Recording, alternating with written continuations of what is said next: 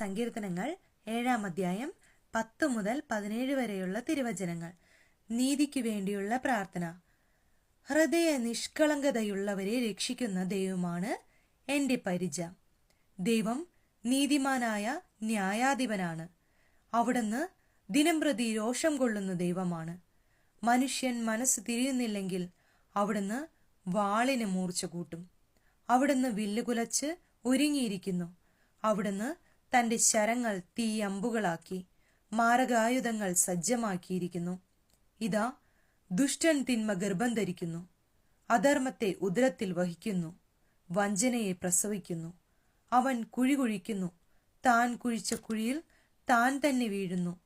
അവന്റെ ദുഷ്ടത അവന്റെ തലയിൽ തന്നെ പതിക്കുന്നു, അവന്റെ അക്രമം അവന്റെ നെറുകയിൽ തന്നെ തറയുന്നു. കർത്താവിന്റെ നീതിക്കൊത്ത് ഞാൻ അവിടത്തേക്ക് നന്ദി പറയും.